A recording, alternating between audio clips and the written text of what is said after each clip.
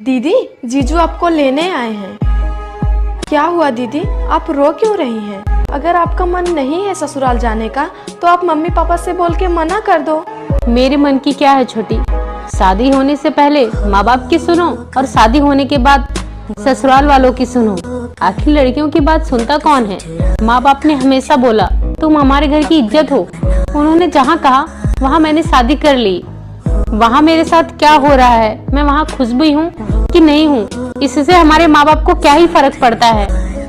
मैंने माँ बाप की दी हुई लाइफ एक्सेप्ट कर ली, लेकिन तू छोटी अपनी लाइफ खुद बनाना। कसका जी खाना लगा दो, बहुत जोर की भूख लगी है। सॉरी जी, मेरे हाथ साफ नहीं है, मैं पोछा लगा रही थी। आप खुद से निकाल के खा लीजिए ना। अच्छा, अब मेरा बेटवा निकाल के खाना खाएगा। बहुत नाज से पाला है मैंने अपने बेटवा को, आज तक घर का एक भी काम नहीं करवाई हूँ उससे मैं।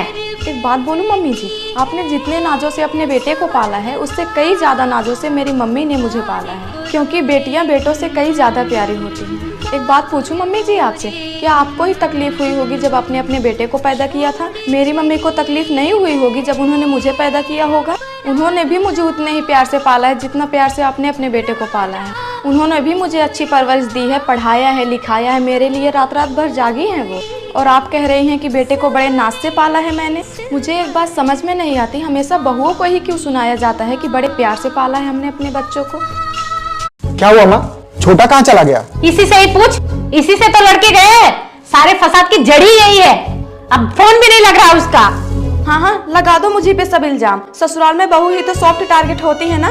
कोई पूछे घर क्यों टूटा तो बहू ने तोड़ा, कोई पूछे घर में कलेश क्यों हुआ तो बहू की वजह से हुआ। जो इंसान पहले से ही अकेला है सारा इल्जाम उसी पे लगा दो, क्योंकि आप सब तो एक ही फैमिली के मेंबर हो ना, आप सबकी तो सहमति होगी। और अकेली तो बहू है, बहू तो बाहर से आई है, उसकी साइड कौन लेगा?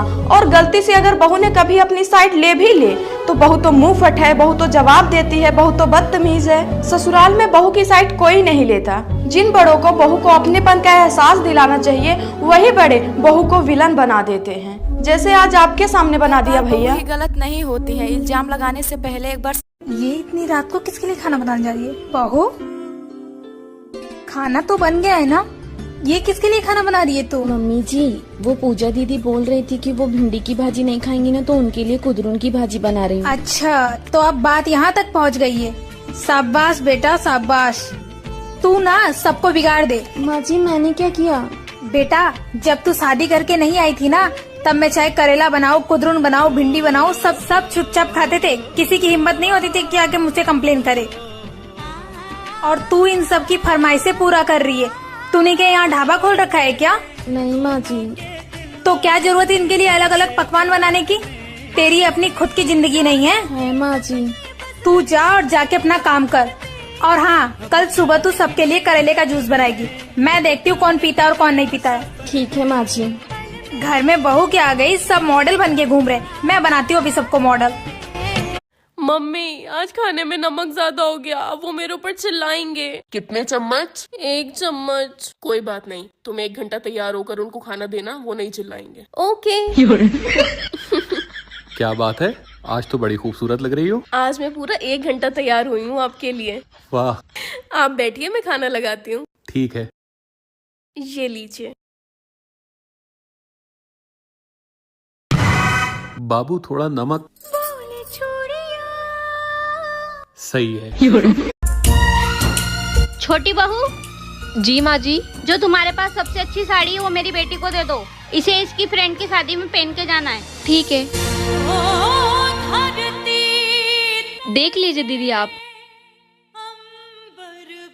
छी, गरीबों वाली साड़ियाँ।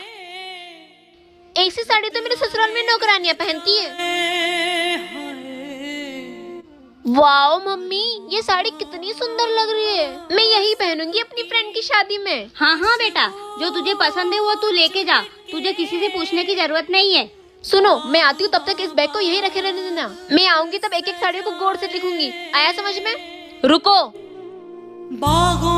तुम्हारी हिम्मत कैसे हुई मेरी बेटी के हाथ में से साड़ी छीनने की? तुमने सुना नहीं उसने क्या कहा?